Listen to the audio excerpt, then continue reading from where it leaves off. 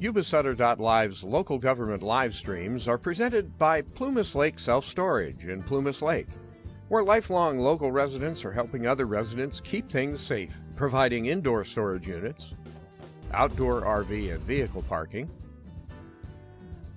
moving supplies, and Penske truck rentals. Details at plumaslakeselfstorage.com.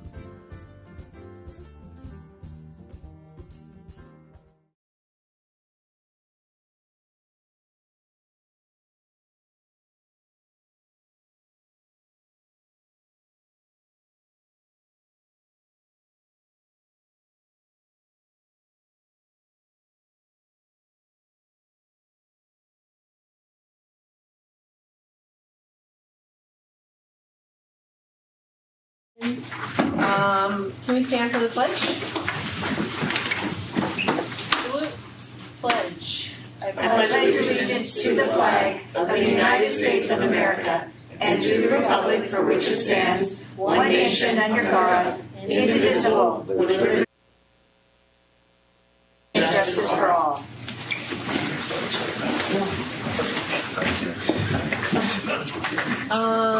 Are there any requests for agenda reorganization? No, but I do have a few questions about consent agenda. Okay. There's nothing to report from closed session. We'll go ahead and move over to the consent. We are requesting to have one of the consent items considered individually as a consent item because there's a typo on an exhibit that we would like to. Okay, which one is that? That is the Flex Group contract. E? Yes. All right, sounds good. Reports and information 2025 summer school update. We were here for our graduates for summer school, and I wanted to provide just a brief update about this summer school. We had, for our K-8 in Richmond, our after school, we had 700 students enrolled, 750 students for K-8 intervention, and 1,200 students served for our high school programs. We had a very awesome support staff, classified and certificated, who helped our kids. We had over 60 paraeducators for summer school, two social workers, 6 counselors, 6 admin, and 85 total teachers. So kind of reflecting on this as an ed services team, some of our observations were that we had a really strong start in enrollment, but it does drop over the course of the summer. Some of that's due to our high school graduates finishing credits, so they don't have to continue some of the courses. And then some of that's due to vacations and other variables, but we do want to focus on seeing how we can tighten that up next year. I mentioned the high school students, often they complete their credit recovery a little early, and then summer attendance. Next steps for next year, we wanted to boost engagement. This year we found with one of our courses, Lego Robotics, the hands-on kind of project-based learning provided a lot more enthusiasm for the kids. And so from the students in that class and from the 2 teachers, Mr. Thompson and Ms. Contreras, they wanted to increase that enrollment. So we want to focus maybe next year on some more expansion of PBL activities, project-based learning with hands-on activities. Kids got more engaged with those from our observations. And we do have Proposition 28 funding at every single school site, which is for visual and performing arts. That's a yearly allocation. It's not a grant. It's actually part of our allocation each year. We want to expand, look for ways to provide more visual and performing arts instruction and support for summer school. Because we don't really currently have that to that extent.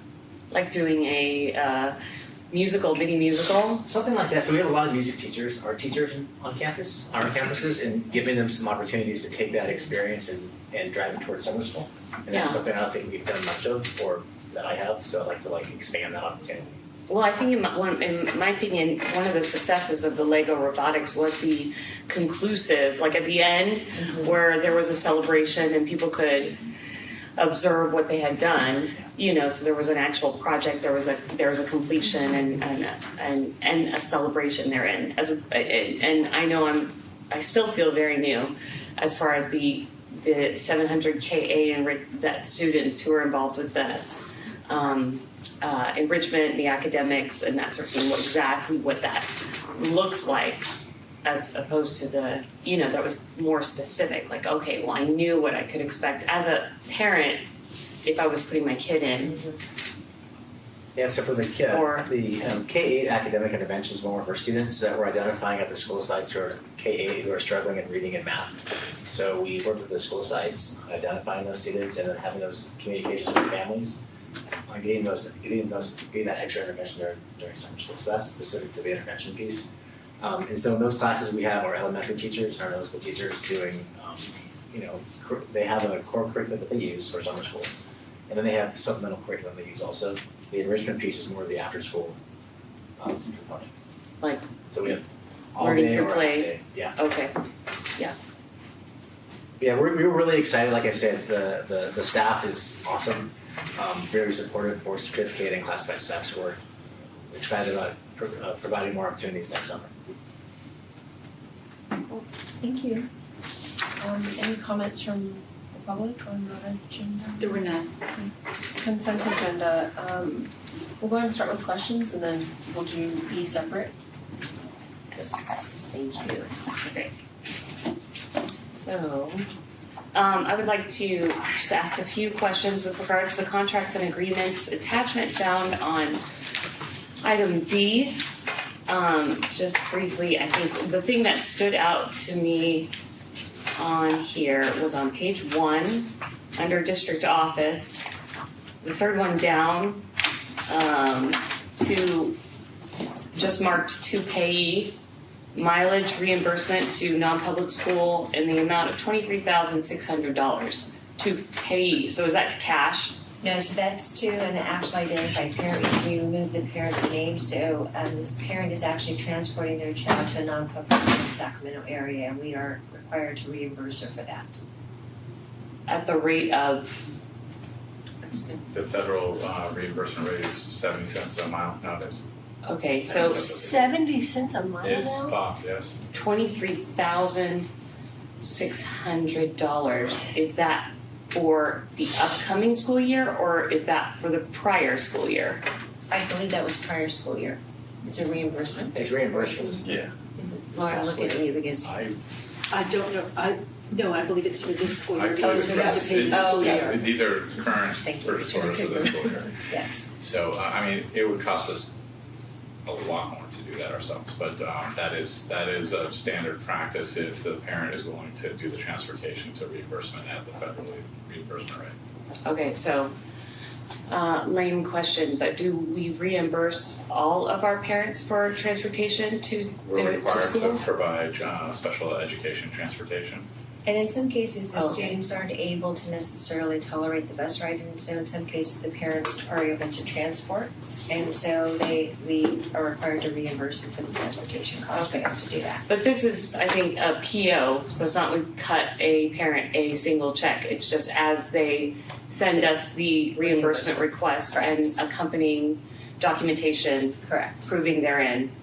Yes. And then do we reimburse them like from the edge of the district or do we go home to like house to Home to school. school and back? That's For what NPS, for the student who cannot serve in our own community and cannot abide by, cannot be transported otherwise. Correct. Okay, So they can't go to the school on Central Gateway?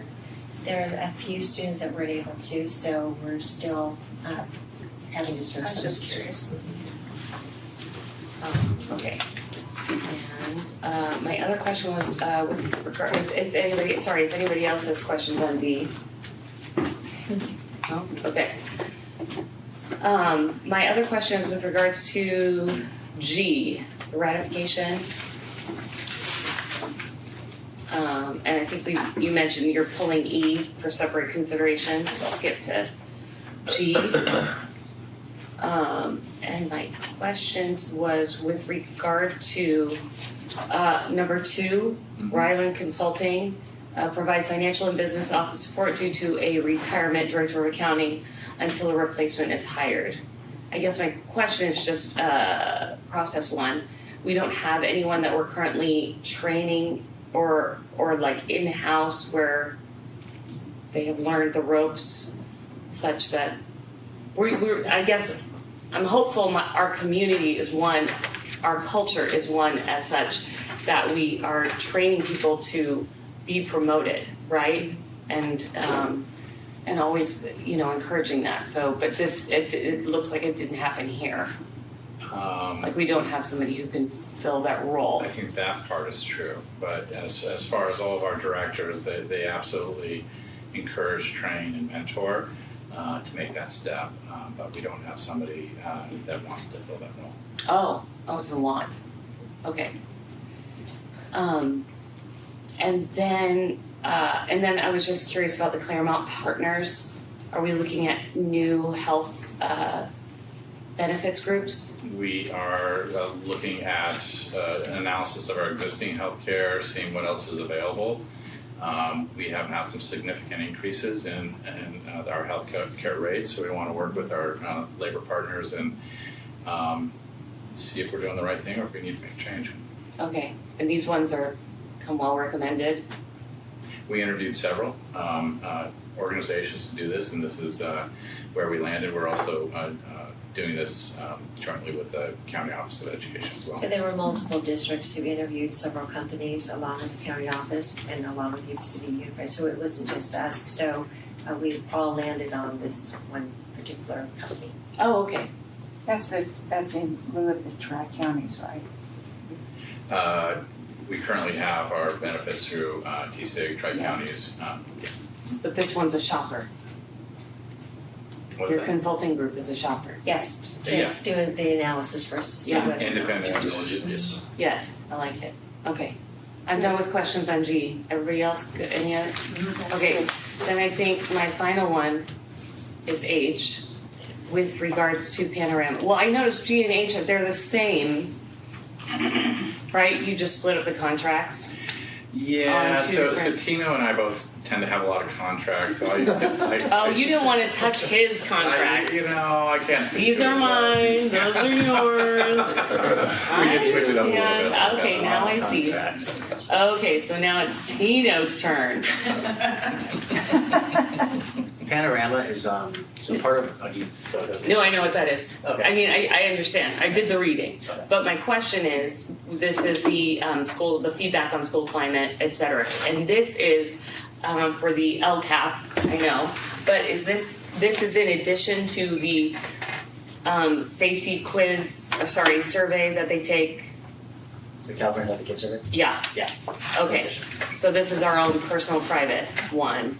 Yeah, it's more expansive. The Healthy Kids Survey it's given from the CD. It has its own specific bank of questions that you can't Monkey with. You can't mess with to individualize it to your own district. Okay. So Panorama allows you to individualize it to the school size of your district to get more feedback from the kids. And real time. Yeah, it's like Specific. really quick. Because the state's not so fast with anything except collecting taxes. Okay, so then my question is, with regards to this, what are the questions that you'll be asking students? A lot of them are around sense of belonging. How do you feel at your school? Do you feel like you belong? Your sense of school safety. Do you feel safe in school? I could forward you the surveys. Yeah, and will they be made public to the parents and to the community? What the surveys are going to be asking And the their parents students? do, yeah. Okay, excellent. Thank you. Parents, certificated, classified, and students. Okay, they'll all be getting them prior to the survey going out. So you're asking if the parents are getting the surveys, they can To see what questions Yeah, that's fine. their children will be asked. Yeah. Thank you. That's all. All my questions, Madam President. Can I get a motion with the exception of E and G taken separately, please? I make a motion we approve the consent agenda with the exception of E. And G. And G. Greg seconded. Okay, on a motion by member Ciociola, second by member Closey, all those in favor? Aye. Any opposed? Hearing none, motion carries. Can I get a motion on G, please? I guess I have to was. abstain, that's why I needed. Oh, I was like, I was kind of concerned. Okay. Oh. I make a motion we approve G, all of Scott's contracts. Okay. Can I get a Second. Okay, on a motion by member Ciociola, second by member Bonslett, all those in favor? Aye. Any opposed? And I abstain, so motion carries. And then E. So item E is a renewal of our contract with the Plus group. This is the group that we use for short-term staffing needs when our sub-pool and our attempts to recruit have not produced service for kids in the moment. We have on here a typo at Exhibit B. The fiscal impact is that you would be approving is not to exceed $96,700. That number carries throughout the contract except for an Exhibit B, so we will be updating that number to reflect the 96,700. I have a question. Yes. It also, if I'm not mistaken, it also talked about, it said paras and then it said something administrative. Yes. What is the administrative piece to that? So we don't currently have anybody from the administrative piece, but an example from a previous year would be when we had an office specialist that we were not able to fill or fill through the sub-pool. And so they were able to provide a service to cover that. And so the contract allows for that flexibility if it were to come up. But the At a other, particular moment, we don't have that need.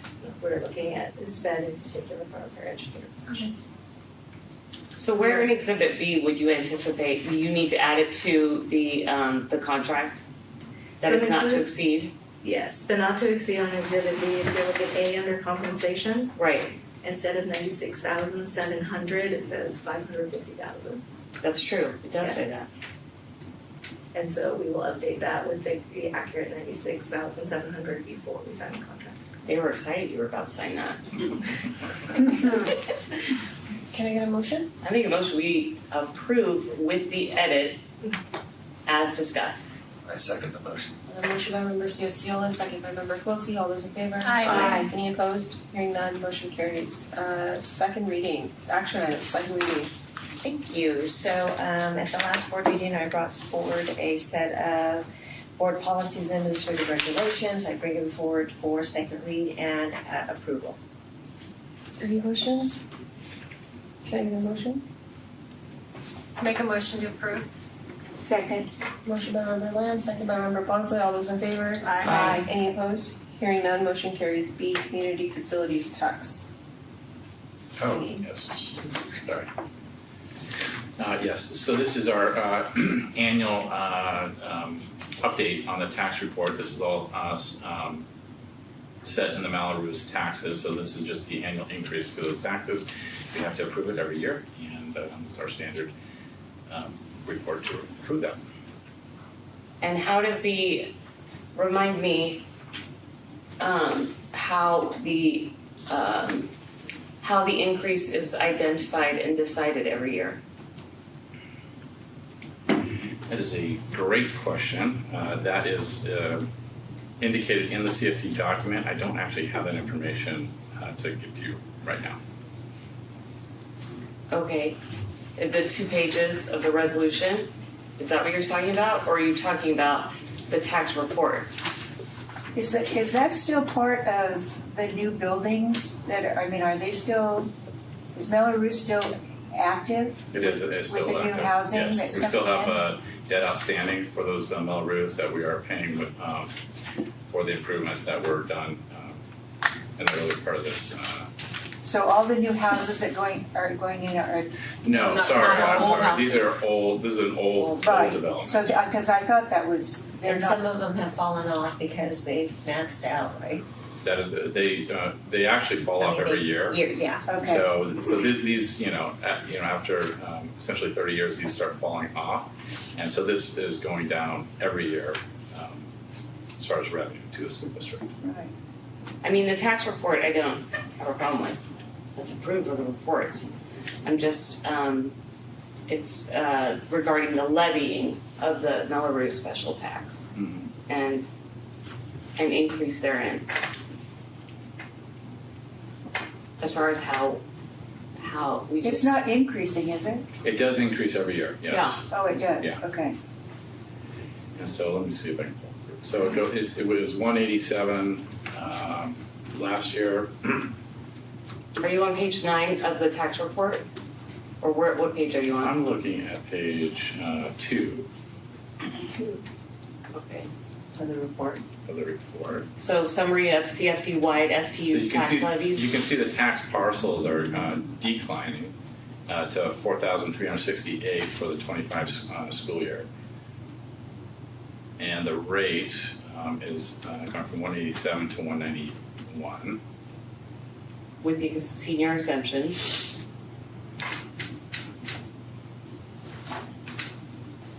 Yeah. Okay, so about a 2%. Yeah. I I'm just doing the math in my head. Is Yep. that consistent across the board that it's just 2%, about 2% every year? Are you doing the mental math too? So I'm just reading it real quick. Not to exceed 3.5% each increase each year.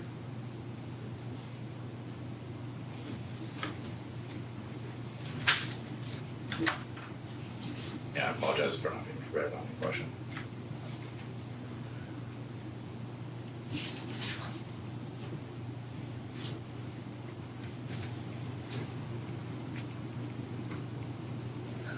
Well, I'd have to, report back exactly what the confinements of the Melrose taxes on that.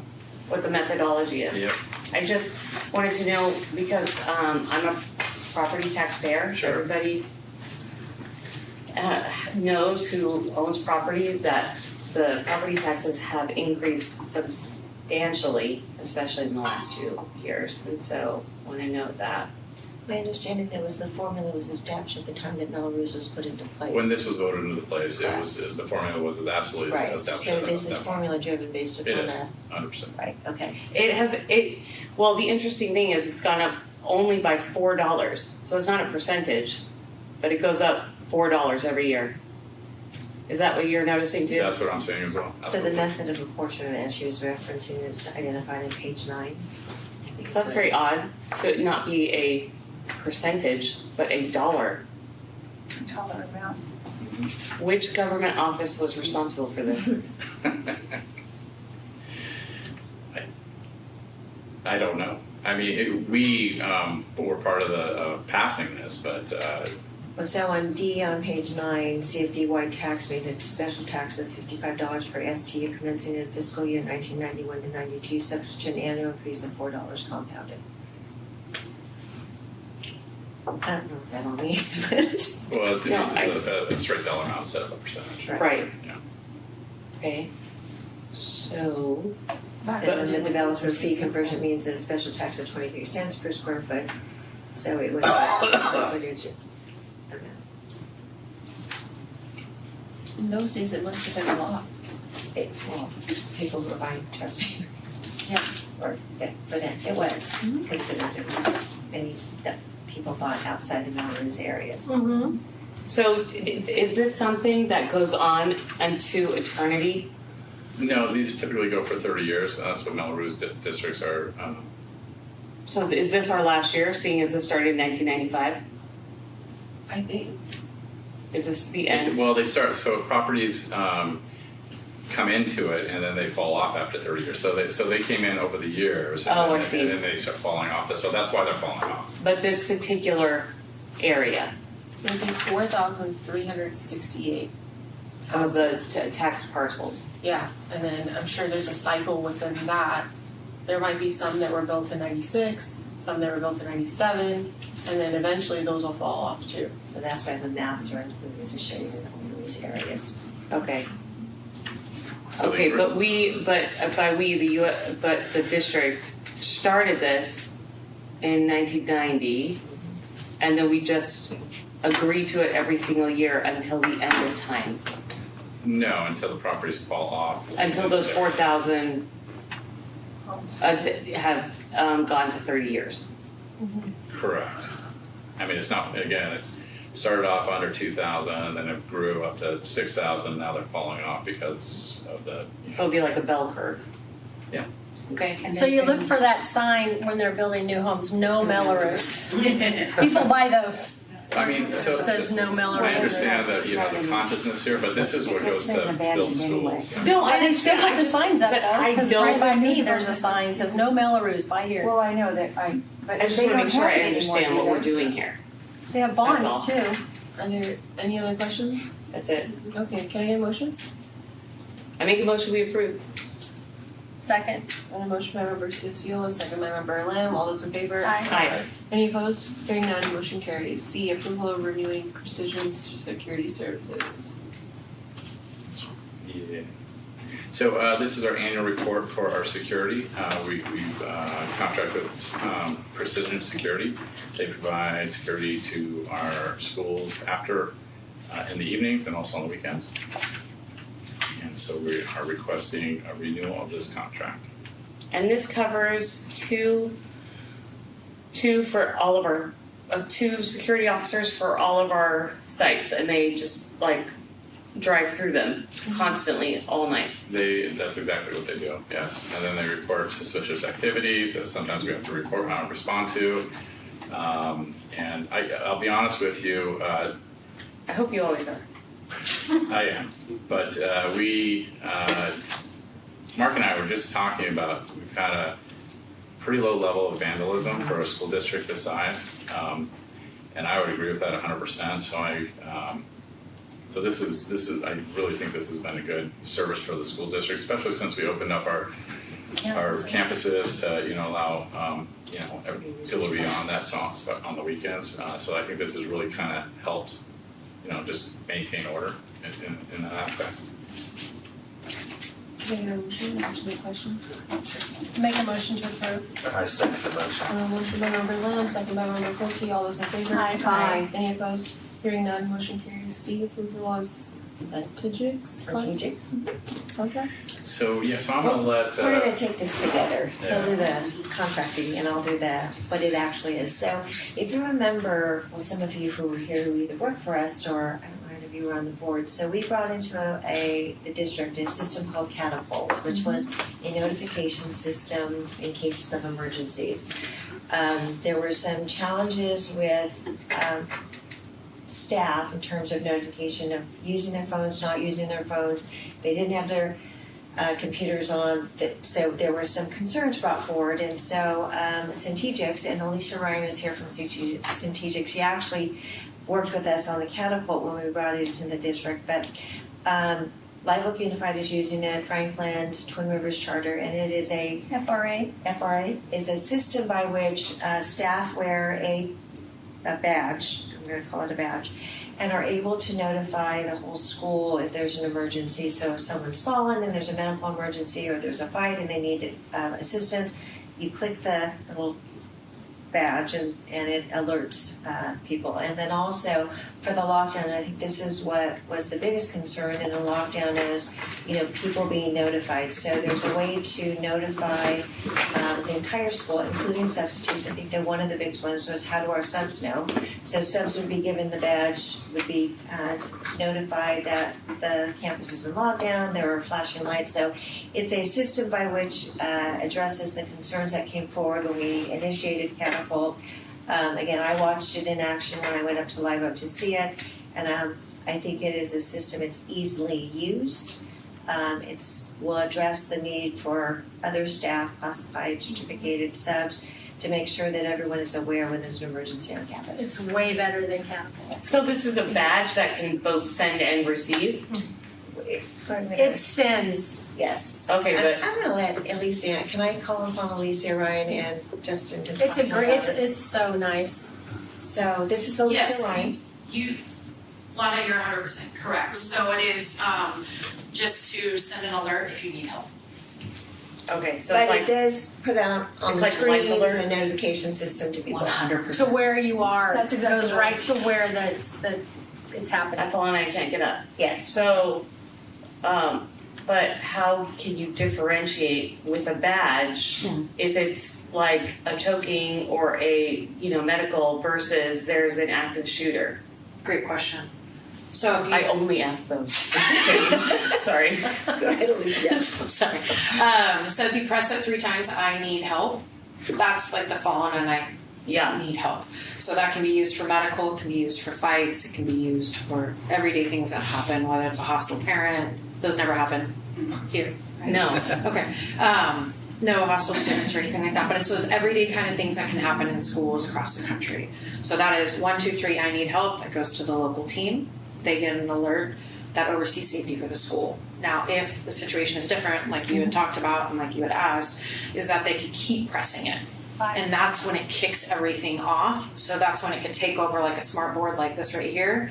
And it would say lockdown or run, hide, fight, for example. It can take over PA system, smartphones in the classroom. But the key thing is we also install strobes that kind of look just like this fire alarm right above your head. Yeah. And that would start flashing a particular color to align with everything else. So if one participant perpetually presses it. Correct.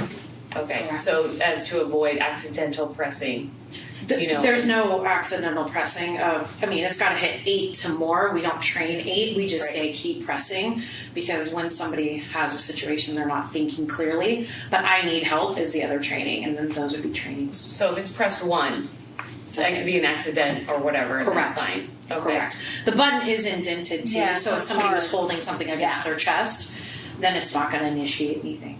But the badge isn't, can communicate in such a way that it is not prohibitive to wear around your neck perpetually. Like heavy, it's not heavy like, oh gosh, I got this No, huge it's not. thing around my, It's not. Great question. The other key factor is you wanna make sure you have a breakaway. because Just in case somebody tapped on something. Oh. Which you should have your lanyard on anyway with your school badge, and So you just the add access that. card, the just ID right is behind gonna be it. right in front of it, Yeah, and then you can. it's really easy. It's really very nice. Catapult was Does anyone else awful. want? I want to see it. So if you press it 3 times, you feel a vibration, and that's So exactly. we would press it if there was a fight in a classroom, and then it'd come up on the thing, and we knew which classroom to go to for the fight. It was so quick and easy. So with this, so like let's say I'm outside with the class and somebody was to this. Sorry. somebody was pressing it like 3 times or 8 times or 8 times I should say, because I shouldn't get notified if I'm teaching a class and then there's an issue in another class that's minor. Correct. How would I be notified? Does that thing just start beeping or flashing or something? So remember how we had 2 different types that can happen? The everyday, which is 99% of the usage. It's the fights, the medical emergencies, the everyday type of event. PE teacher has a kid fall and break their leg, they could press it, I need help. Okay? Now, the different situation we were talking about too is like the active shooter kind of scenario. So that's more the extreme scenario.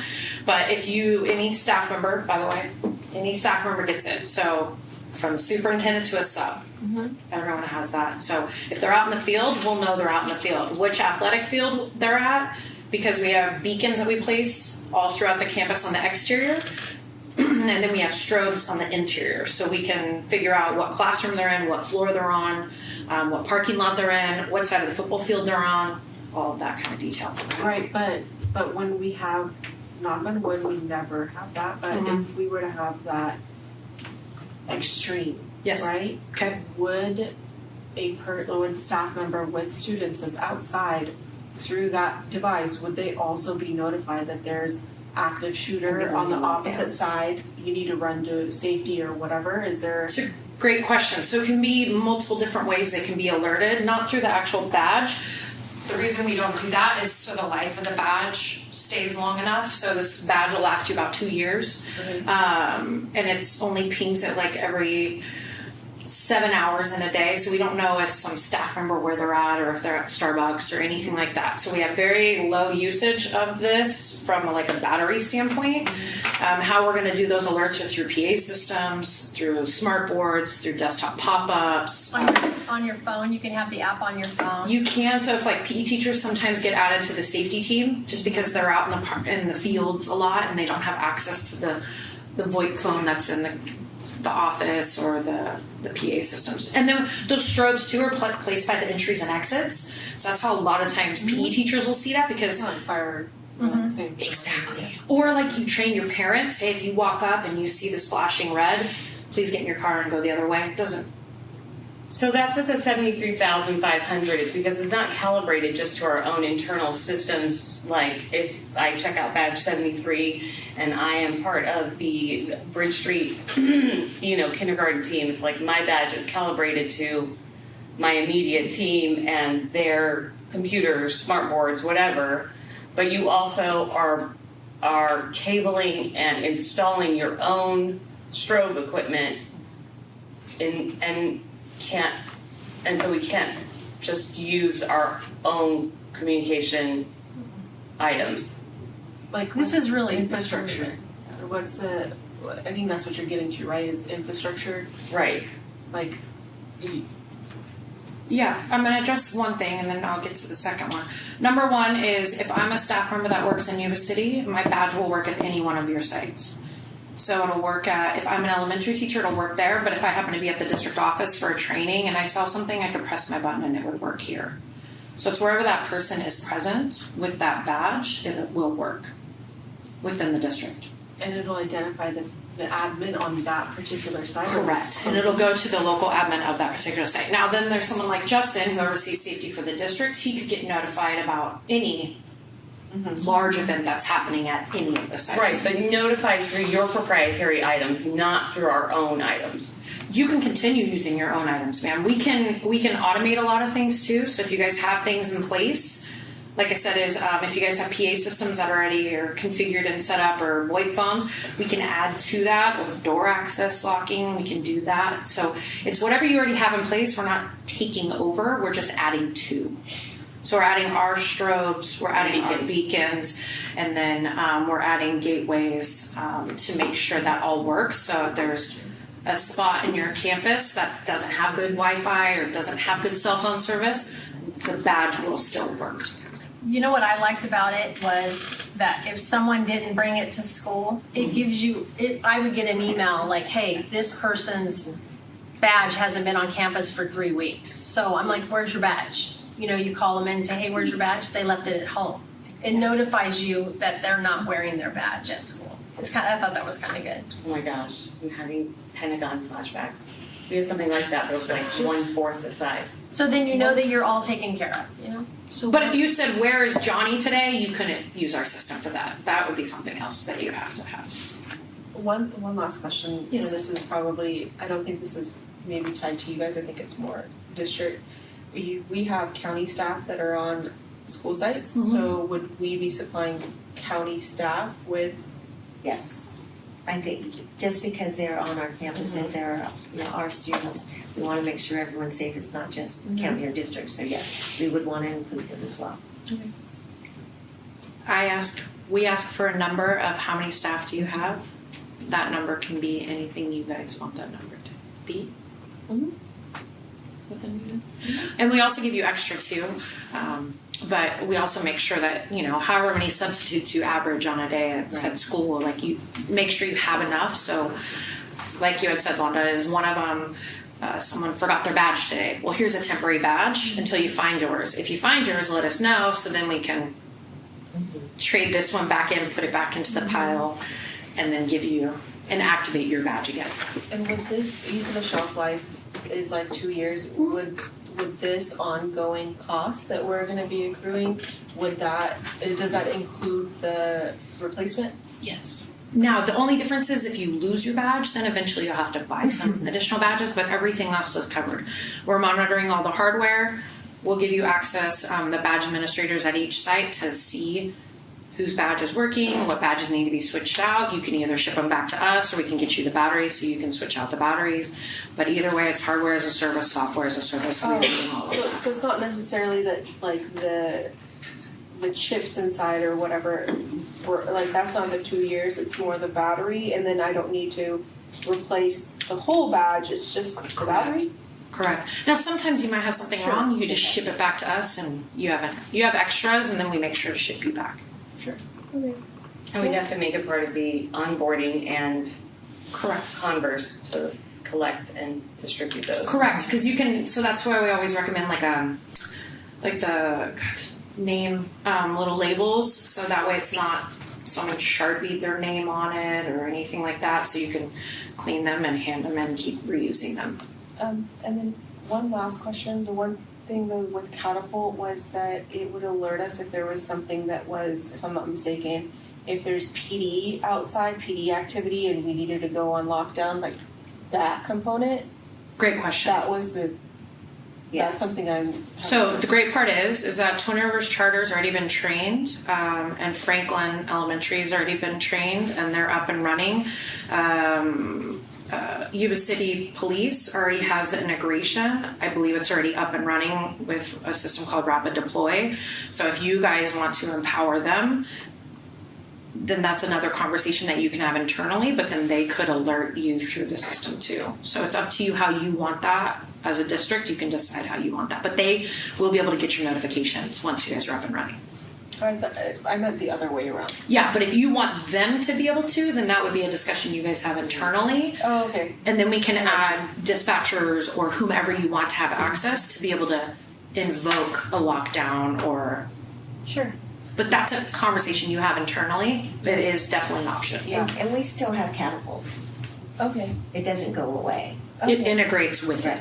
Okay. Yeah, I mean, my only, like, I'm all for this because I think it's safety for everyone. My only concern is whether or not staff members are going to actually carry it, right? And so Yeah. that's just something that routine, Mm-hmm. like it's gonna take time. I forget my keys and Yeah. I tried to have a separate lanyard thingy for my key, for my classroom key, and then my regular keys, and I would always forget the lanyard thing, so. And we understand that's going to be a component. I think this is going to take away the concern about access in terms of I'm not going to use my cell phone, and so it is everyone has accessibility to something that wearing your ID badge and Yes. Where everyone should wear their ID badge. Yeah. Cool. And if they're wearing their ID badge, it's right behind it. Yeah, Awesome. I like it. it's really very, very, Yeah. I loved it. Until we Way better than anything we've ever used. scan their Now, how is it integrated then With what part? with? We do a lot of integration with Maryland. With the old, Catapult. With Catapult? Yeah. It depends on how you guys want that. So, how Franklin does it and how Twin Rivers Charter do it might be different than how you guys want it. So that's a discussion we can have internally with you guys to see if you want the badge to be pressed to initiate Catapult. At what point do you want that? There's different things we can do, but it's very configurable, I think, is the key thing. So if you still want staff to receive emails and text, then we can initiate Catapult, which then can kick off the emails and the text that they were normally used to receiving. But it's really just you guys having those internal discussions, and then we can adjust because we have a lot of different configurations we can do. There's no more questions. I like it. Can I get a motion? I make a motion to approve. I second. On a motion by member Taylor, second by member Bonsley, all those in favor? Aye. Any opposed? Hearing none, motion carries. Thank you. Thank you, Lisa. Thank you. Thank you. Lovo. Hi, this is a request. We're starting school. We have 10 elementary schools that want to do facilitate art instruction during the school day. So this is a contract to hire coaches through Ludo to do art lessons for our kids in elementary school. Okay, sounds great. And so is there like a reason we don't have an art teacher? Like we're hiring a contractor? There's not enough. We have art teachers at the high school for the small subject art teachers, but in our job postings, we went to numerous job fairs. Proposition 28 is given to each district, and everyone's vying for art teachers, music teachers, dance teachers, and there's just no applicants. Ideally, we would love to have multiple art teachers push in the classrooms like we have our music teachers do, but there's just nobody. Because you posted We positions, posted, still have we still have positions posted, we had posted. posted positions for art.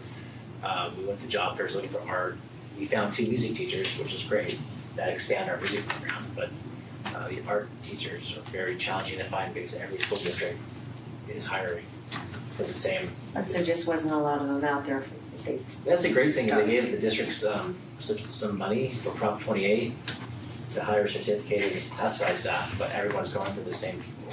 And it seems to me it's quite rigorous to be certificated in that. And it's not like you're a great teacher and you know art, but Years ago, we had art teachers, Yeah, they just and they did like art appreciation in the elementary schools, and it was awesome.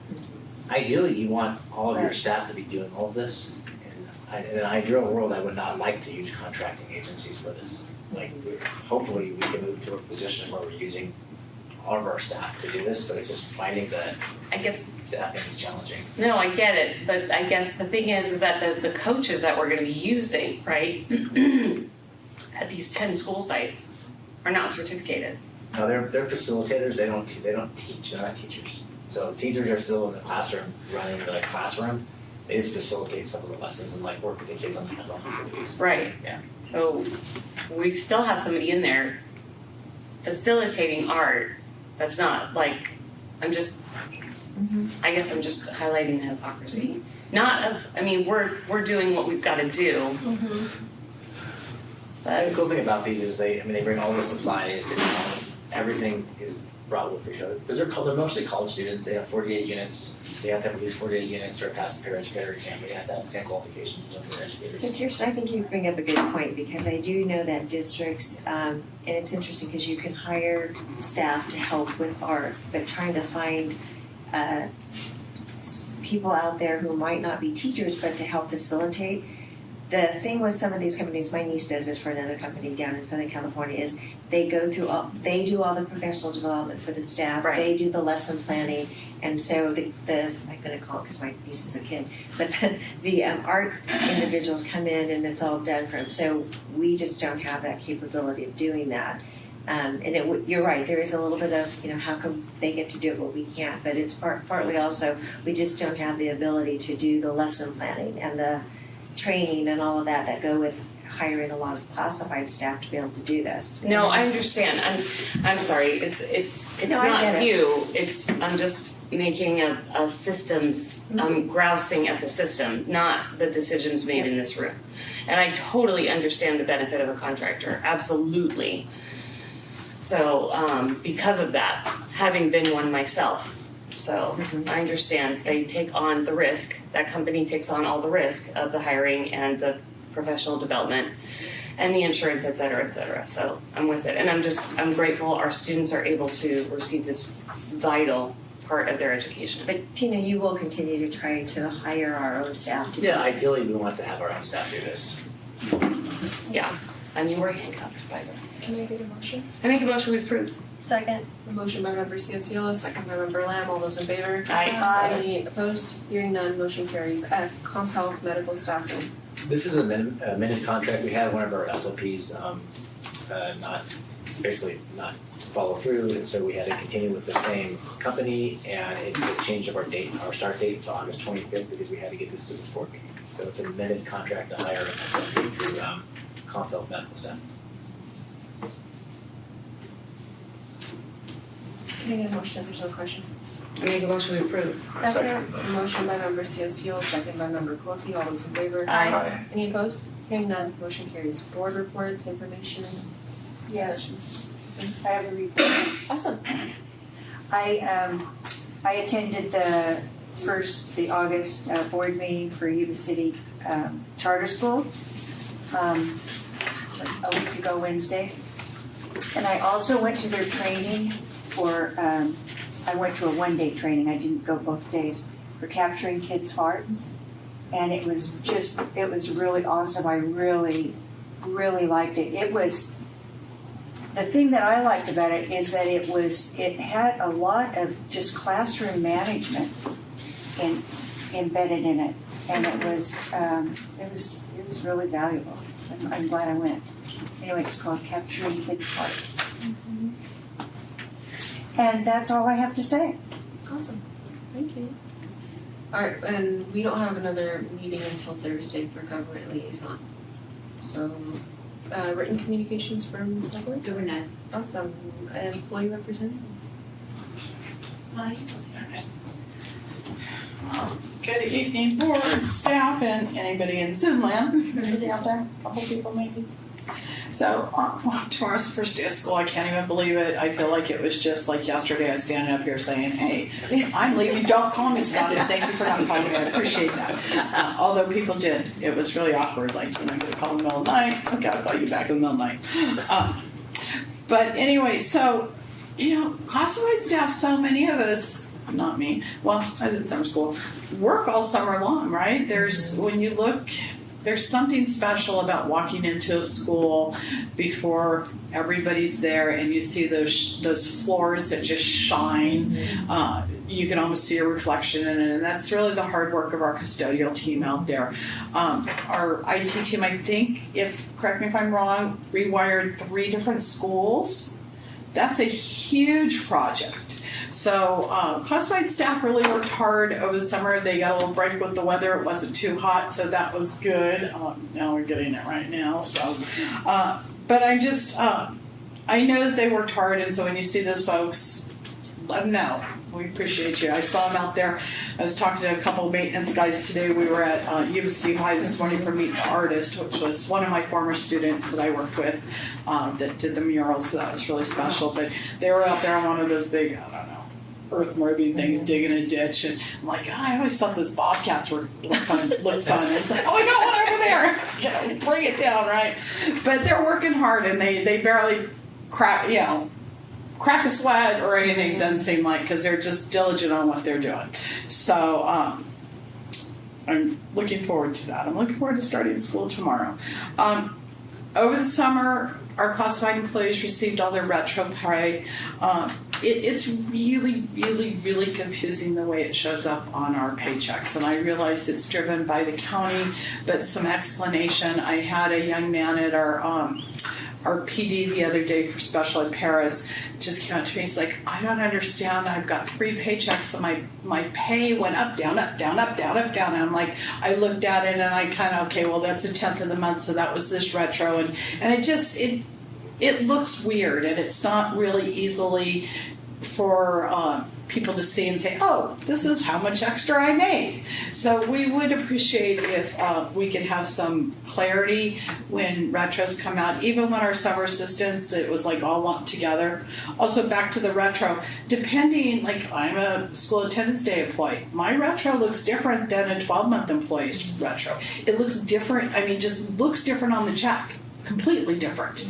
So those are things that if it's going to look different from me and somebody else, I can't even look at your paycheck and see what you're talking about because it does look completely different. So again, just that clarity would really be helpful. Really enjoyed our speaker on AI. AI is kind of scary. It was kind of interesting though. It's scary but exciting. And seeing that I could be up here talking to you as an AI person, you never know it. But laugh and chuckle and what was it, stutter a little bit. That was interesting. On our contract groups, our plus group and our hiring for the BAPIC assistants, I realize, again, just like everybody else here, that those are necessities, but we need to push a little harder to do a better job and not make these as long-term as they have been and make sure that we are actually actively trying to find people to fill positions while we have contractors doing our bargaining unit work. Our VAPA assistant that's online, there's actually, I don't know that I would want to apply for it because it has like an end date on it and it's not necessarily, and it's like in 2 or 3 years from now. So that just seems like it's temporary, but like a 3-year temporary, that's a little weird and I think that might make people gun shy. There is no MOU in place, so it does still follow the same layoff procedures when that happens, when money runs out and that sort of thing. So I would really take a look at that, and I don't know if that'll make a difference, but it doesn't hurt to try. It can't not hurt to look at that and fix that. This Centrichex, is that, did I say it right?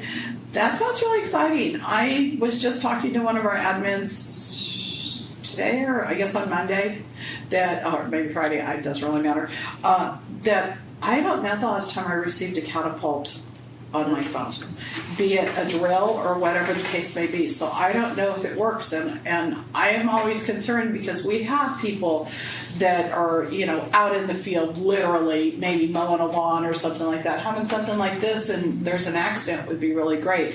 We have custodians that are at night, oftentimes working by themselves. I didn't think they were supposed to work by themselves, but apparently they do. And they might be up on a ladder, which isn't safe, and it's not safe to be on a site by yourself. But, at least now with something like this, at least they can get help if they need it, assuming they were conscious if something happened. So I think that's a really good move forward. And I think that's all I have. I look forward to new start of school. We've set up our new hire orientations for the year. We do 4 a year because classified staff are constantly being hired, as you see by your personnel listing. We're finally going to get to start our labor management meetings. Jordan and I have not actually had a sit-down meeting at all. So it would be nice to get those started. And I know Scott's going to include in some of those too. So thank you. Thank you. Yeah. I was ready. All right, I want to just echo some of the things that Mercedes said. I'm excited for a new safety system. It's a big concern among staff, especially again, I agree with Jasmine, the hopefully we never have to encounter, an intruder on campus or an active shooter, but having those badges and everyone being able to be notified by a flashing light or a pop-up on your BenQ board is definitely a great step forward, so appreciate that. New teacher day, teacher orientation went really well, I thought. Thank you to everyone who came out and spoke with our new teachers.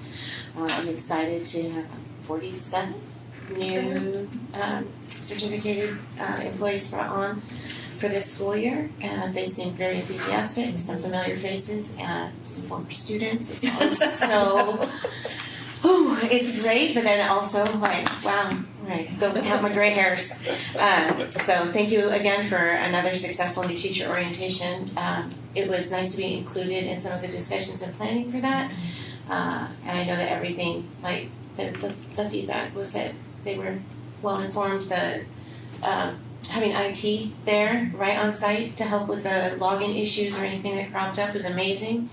Everyone was able to get into their computers and be ready to go and then go back to their sites and start working. So that was awesome. Professional development yesterday?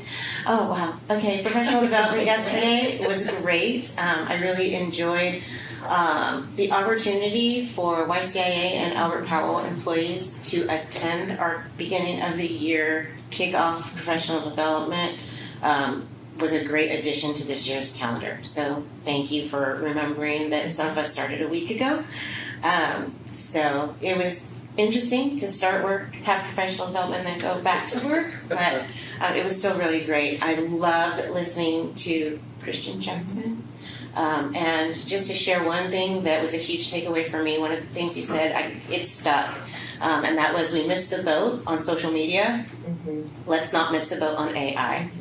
So teaching our students how to use those tools appropriately as opposed to their misuse of social media and some of those problems, and the way that our district seems to be open to teaching students how to use AI, how to incorporate AI as a research tool and as a sidearm.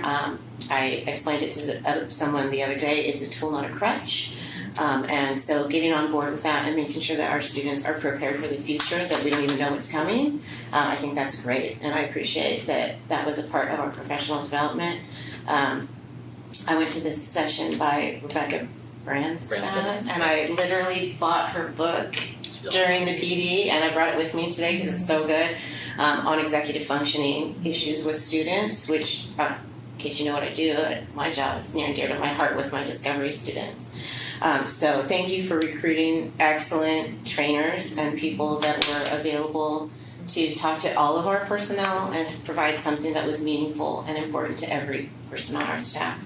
And I loved the spirit of all our school sites. It was just a great way to kick things off. It was a lot of fun. Go Gray. They were amazing. I'm not ever going to get up and do a cartwheel in front of 700 of my colleagues, but thank you very much. To echo again what Mercedes said, I know we're looking for art teachers. I know they're hard to find. I hope that we continue to work together to make our district a place where those people want to come and work. I think we can make that happen over the years to come. Make sure that Yuba-Sutter Unified School District is the hottest place to get a job. A couple thank yous. I want to echo Mercedes again and thank our IT department and our custodial staff for having our rooms ready. I've already called the IT hotline to help a student who was dropped from their previous school and then enrolled at Discovery. They were very patient in explaining to me that when the students get dropped, it takes a couple days for them to reactivate when they get enrolled in a new school. I don't know if there's ever going to be any way that we can avoid that, like maybe find a way to transfer them over, so there's not that gap. But I appreciated the patience of the person on the other end of the phone. Thankful for a clean classroom and clean furniture and a great welcoming classroom for the students. especially our kiddos who started a week before everyone else. I know it's hard to remember that we're there, and I appreciate that things were ready to go for them. I'd like to thank Marilee for being at the professional development yesterday. If anyone else was there, thank you too, but I know that Marilee was there. Thank you so much for that. And thank you to all of our school board, because I read the board packet today, and dang, that's a lot of words. It was 407 pages. A little thin. Yeah. So just in case y'all out there in Zoom land wanted to know what these people do before they come to a meeting, that's what they do. So thank you so much for your commitment to our schools and our students, and we appreciate your time. Thank you. Thank you. Thank you. Comments from board members? First and foremost, welcome back to school. We appreciate you. Hope everyone has a great school year. I attended out at Yuba College. They had a clothing and school supply drive over this past weekend. It was well attended, so the kids were gifted backpacks, clothing, free haircuts, whatnot. But it was a successful turnout. I was out there and enjoyed that, and thankful for the cooler weather. And Mercedes, yes, welcome back to school, because now it seems to be heating up. So everyone stay safe and hydrated as we get back into PE courses and whatnot. But here's to another school year. We had the Yuba City Unified did a Resource fair. Yeah, that was so good. That was so good. At the Gap, and it was awesome. It was. And I they- missed you, I guess. Yeah, It was out there. yeah. It was nice. It was really nice, and we handed out, how many? 2,500. 2,500 backpacks. Yeah. Yeah. And the other thing that was, they fed it too, and so they had the fresh fruit and vegetables out, and so they could come and they gave them a bag, and they could put fresh fruit and vegetables in their bag, and it was, and Debbie invited us to, she wants us to come to the sites when they have these Farmers farmers markets at the different school sites. She would love the board So to come cool. and see that. Yeah, It's very nice. because Debbie was there, and that was really awesome. I went out to Rising Star that was yesterday. Is that yesterday? Town Public School, yes. That is amazing. It's so nice to have Central Gate. They're being used, and they're all those. I think it's going to be amazing. The staff is amazing. I tell you, Mark and his crew, Man, they cleaned that up in a they hurry. worked hard Yeah. on that, and it looked, You could it totally. It's spotless. blew us away at how much much they turned that around from when we first took a look at it. Yeah, so. And my daughter's a school psychologist, so I was talking to her about it, and she's like, that is so awesome for those kids that don't have to travel so far now anymore. And like the kids from Chico, and they have 48 students already signed up. That is a lot. That's exciting. How many teachers, how many? Was there like staff 6 members? teachers? There's 6 teachers right now, along And then with a behaviorist. several staff Paraeducators. Yeah. And they all they're very excited about their job and what they do, and it just was good. I mean, it takes a special person. It really does. It's challenging and rewarding at the same time. I just want to echo what Greg said. I hope everyone has a great first day of school. I think I've been more settled in the start of our school year, so I hope that juju gets passed on to everybody else, you know? But I hope you guys have a fantastic school year, and I think there's just like great things to come. So I'm excited to hear all about it from the different school sites. I'm kind of sad I'm not starting this school year. I told you we can take care of that. I can't work for you though. It's weird. Retirement's fun, but I miss starting the school year. Is so energizing and so exciting. I'm gonna have to find a place to go hang out tomorrow just for the start of school. I'm gonna go hang out at King Avenue with the kindergartners. That's awesome. I'll probably be at RV. But I gotta go do something. I feel weird not starting the school year. Well, I'd like to reiterate, I think we've mentioned it before, we'd like to, at some point when it's convenient and not a hindrance, would love to just observe the Discovery program. Please come anytime. That's true. Well, I would just need to know when and where. We'll make it happen. Okay. But I wouldn't want to. And I know, look, I know normally around this, yes, welcome back to the best and most challenging year of your life, right? Because every single year has its own challenges, its own rewards, and its own season of blessings and growth opportunities. And I hope we just milk the heck out of all of them. And normally we sit around these tables and we have to talk about how we're going to implement legislation that has been passed down from the lawmakers, from our employees in Sacramento, from the state, and we talk about it after the fact. But I just wanted to take this opportunity to encourage anyone that's listening and the board members around the table to look into AB 495.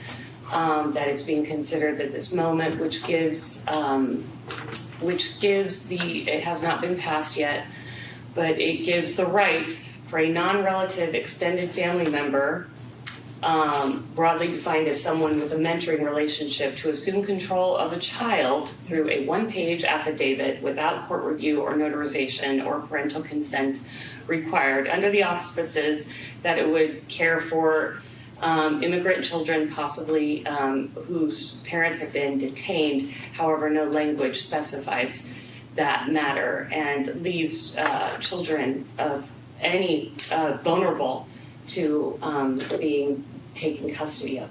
So take a look at that. Please contact, because I think that is a matter of all parents would have a problem with that, no matter what. So no matter what their citizen status is. So I just wanted to at least highlight that for you to do your own research, but to let you know that we can hopefully make progress in stopping these before the individuals around this table are forced to implement something like that.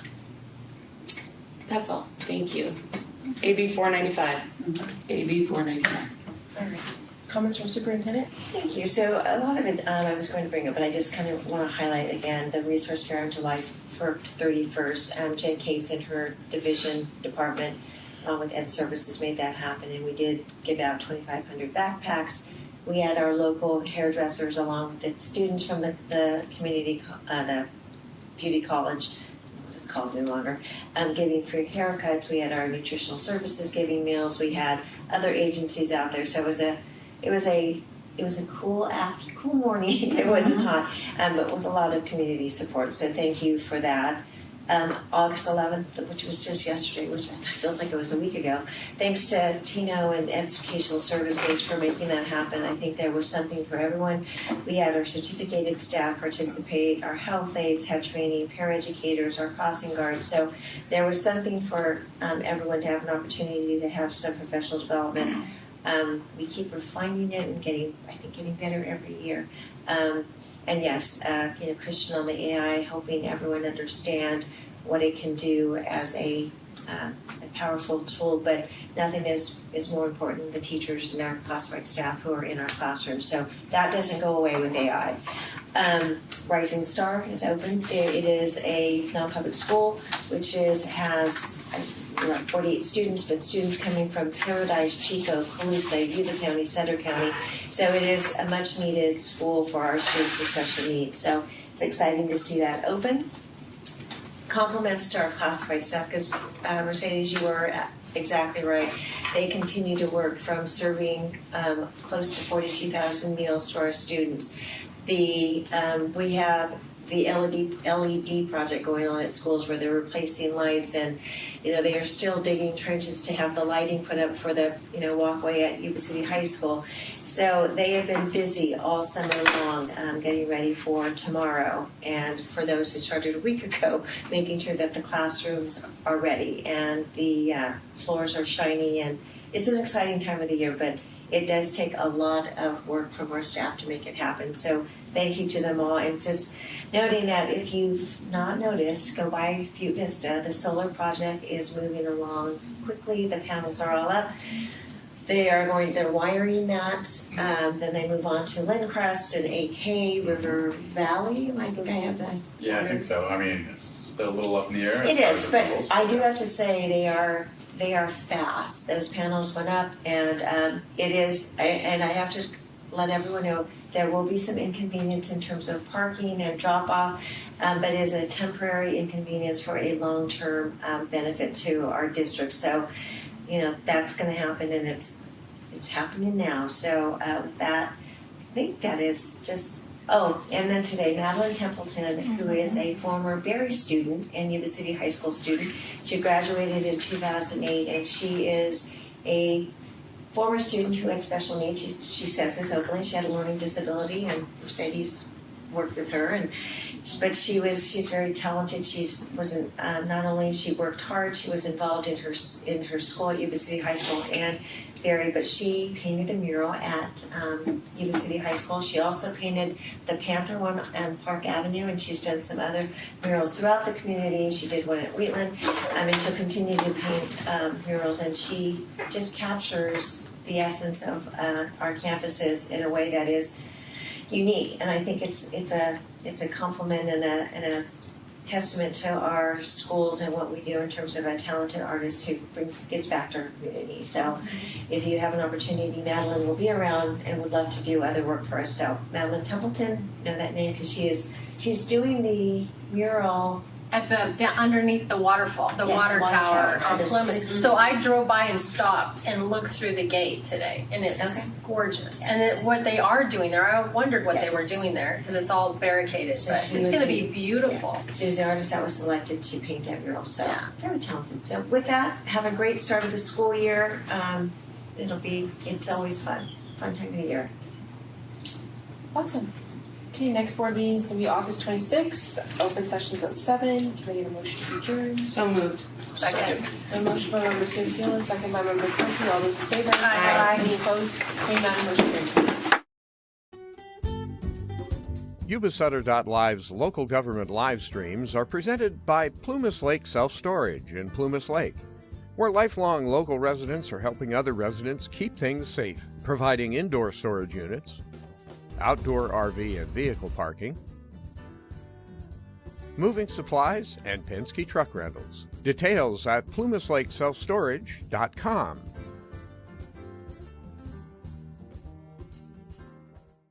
Hi, I'm Neil Goforth of Comfort Keepers of Yuba, Sutter, and Nevada counties.